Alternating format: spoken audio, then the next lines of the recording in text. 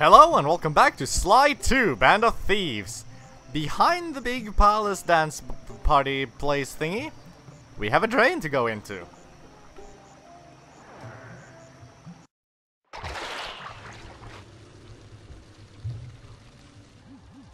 Murray's rotund features prevent him from fitting through the drain pipe, so we'll need you to unlock the vault room from the inside. I've heard through a reliable source that the guards keep the vault combination written beneath one of their break tables. So you want me to crawl under each till I find it? That's the idea.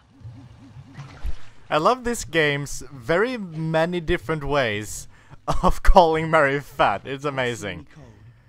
So we have a simple objective here. We just need to crawl under the tables to find some sort of code. Now, I actually recommend doing this mission as quickly as possible. I didn't do it last time just because the elephant mission was quicker. But no, I didn't mean to. Okay. Fortunately, if you accidentally hit the square button before the triangle one, it's not really a huge deal because they'll still be knocked out so long as it's a surprise attack. So if you accidentally hit the buttons in the wrong order, like I tend to do just because sometimes I press them too quickly and maybe I didn't hit the triangle button well enough, it's not a huge deal. But the reason I want to do this as soon as possible is because this is actually the mission where the safe is located. As you can see, it's right in there. We can't get to it quite at this moment, though. We first and foremost need to get the passcode. This is it. Fantastic. Now, type the code into the vault's laser door entrance. You do not have to remember this code, fortunately. Sly will remember it himself. You don't need to write it down or try and remember it with, you know, your brain. Nice work. Make your way to the security lockdown switch and let in me and Murray. Of course I will, but first... I'd love to see the look on Rajan's face when he finds this vault empty. The code should be 857. 85 is number 7? That really doesn't sound as good. We got the Insanity Strike, as Bentley's about to repeat, but I'm going to ignore. This is an interesting move, by all means. I like this one quite a bit. It's a very interesting one, the kind where you infuse your staff, or cane, or whatever it's called, with this sort of insanity serum, or whatever you want to call it. It's like a curse or something. And whenever you hit an enemy with this, it's no longer going to be hostile towards you, but instead it's going to be hostile towards its allies. Which, as you can imagine, is immensely helpful when you're suddenly getting big battles with a lot of people. Speaking of, let's let in Murray and Bentley.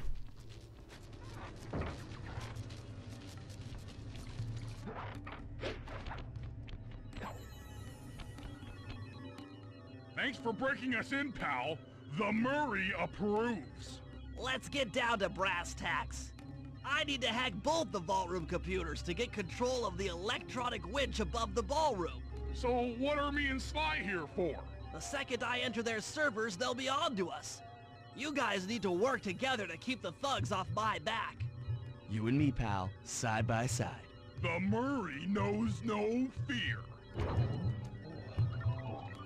Okay, I'm in. Hacking the level 6 barrier.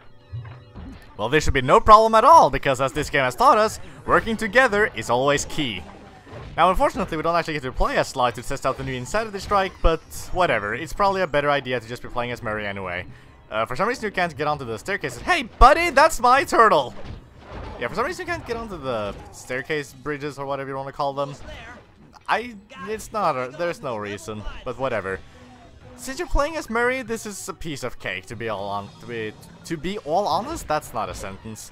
Because you just use the triangle and square combo, and there'll be no problems at all, because that insta-kills anyone.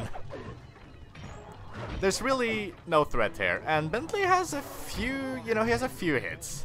Oh, and even if you, again, accidentally hit the wrong button first, it's not really a problem. Beep, beep, beep, beep.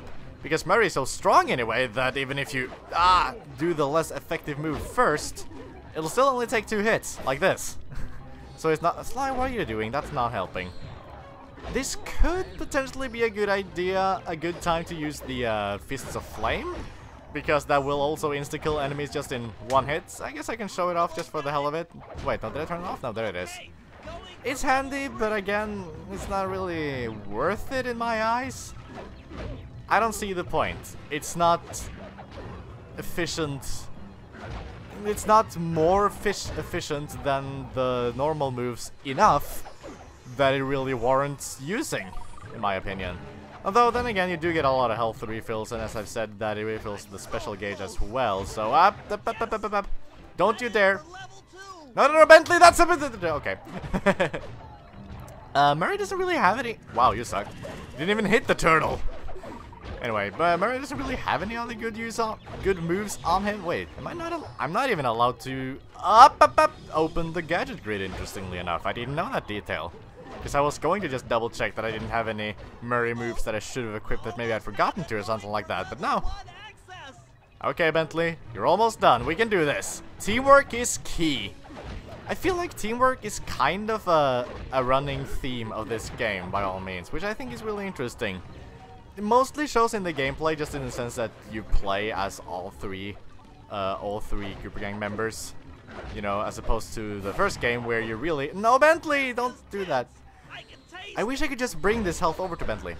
But yeah, in the first game, you really only played as Sly. Bentley was the backup, and Murray...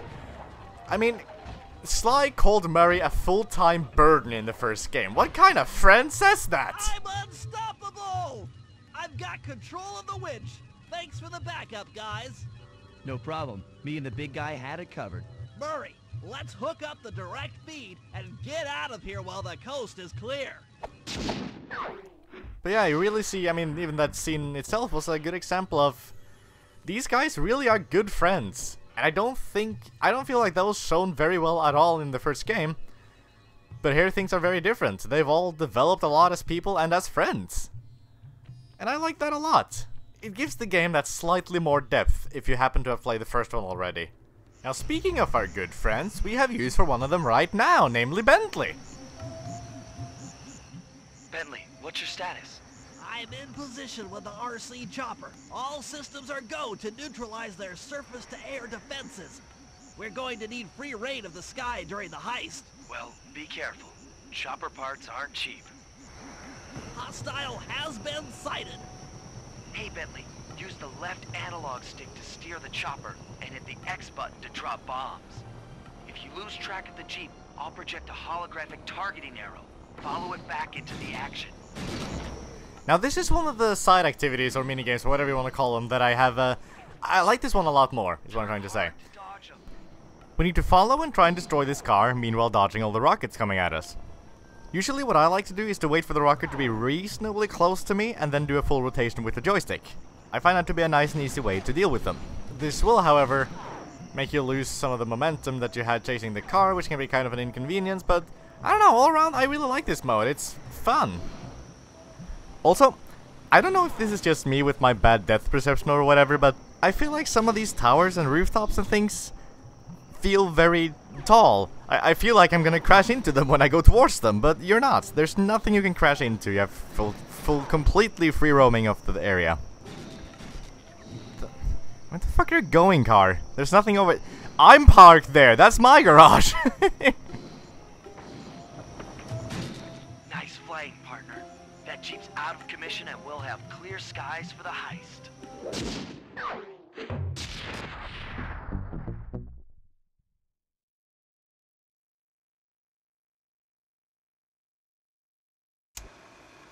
Okay, synchronize your watches. This heist is going to take extreme precision. Here's the plan. I'll start things off by demolishing the palace's main bridge. That should cut off reinforcements from the guest house and hopefully distract the ballroom guards standing watch over the clockwork wings. Sly will then take Carmelita up on her offer for a dance, and while the crowd is transfixed by their tango, Murray will lower into the ballroom on the electronic winch. Once down, he'll cut the wings free and then winch back up for an exit. Murray should then make his way out of the palace. I'll cover his exit with the RC chopper. Once he's past the drawbridge, we're home free. So once again, Bentley is starting us off with Operation Hippo Drop. Okay, Bentley. Murray and I are moving into position. You still think you can demolish something that large? It doesn't take an engineer to figure out how to blow up a bridge. I'll start by placing charges on all of the lower cleats. Once the structure destabilizes, those retainer rings on the upper cleats should pop right off. That should enable me to bomb all of the upper cleats, which will bring it all crashing down. Just watch your head when that thing gets unstable. We need that brain of yours in one piece. Yeah, Bentley knows all about blowing up cleats. No, but seriously. I want to bring attention to the music that plays here because it's one of my favorite tracks in the game. Because it's so nice and cheery. I like it.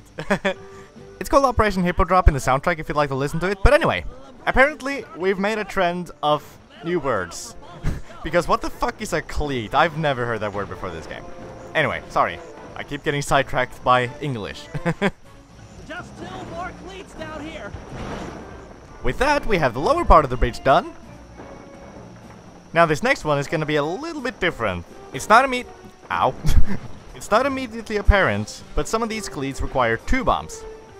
If you find it more convenient, there's nothing stopping you from just laying down 2 bombs at the same place right away. Because remember, there's no limit to your bomb total or anything like that. I'm just not choosing to do it because it's not really that much faster, and by always staying in movement, I find it easier to avoid the rocks that are falling on my head. Just 2 cleats left. Good observation, Bentley. We're almost done. 1 more cleat and this bridge is going down. Okay, Sly, the bridge is down. I'll warm up the van and get ready with the RC chopper. Good luck. What? The bridge is destroyed? Take all the manpower you need and look into it.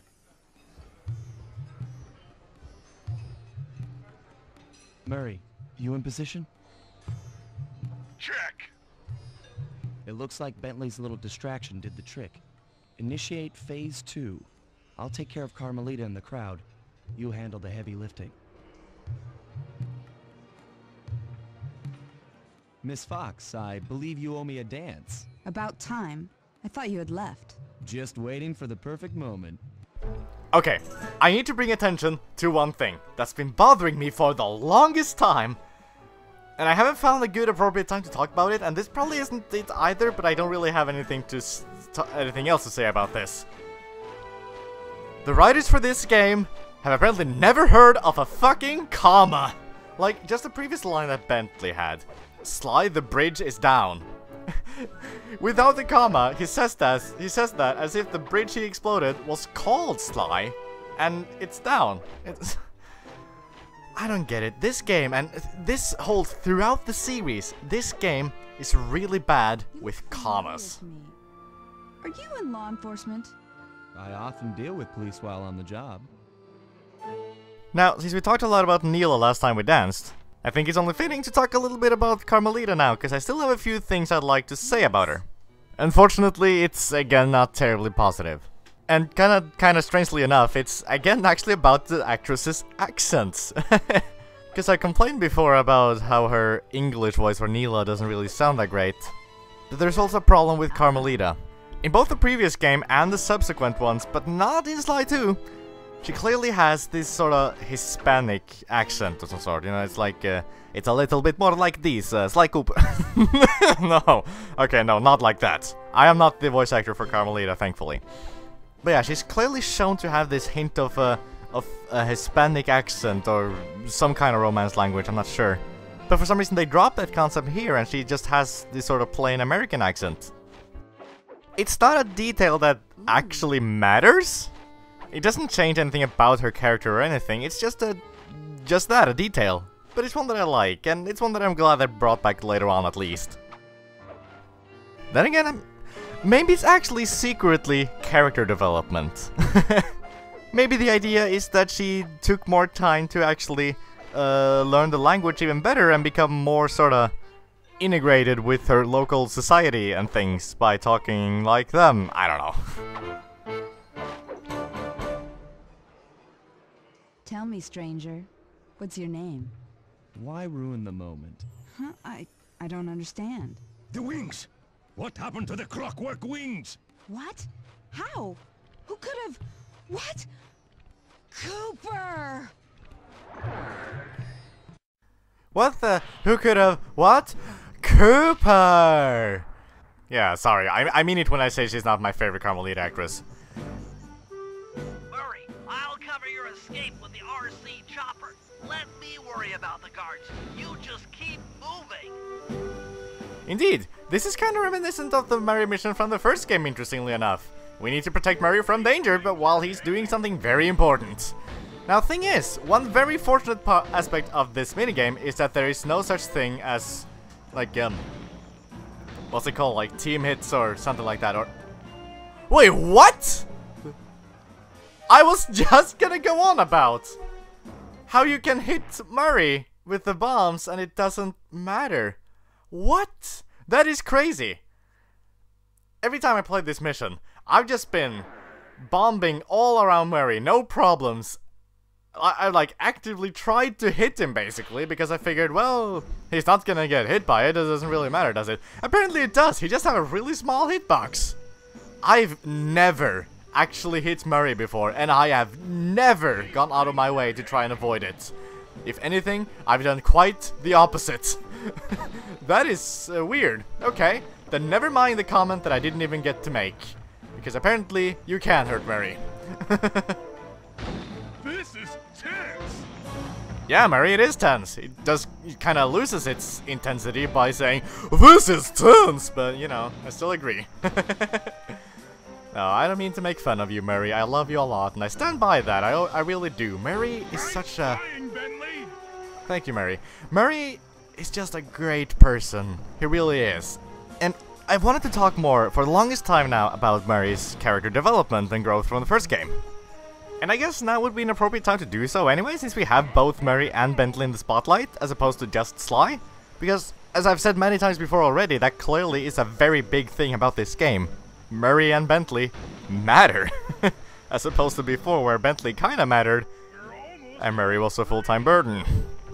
I feel like I have a lot to say on this topic, but as Murray just said, we're almost home free. So I think we'll save that for another time. Punch it!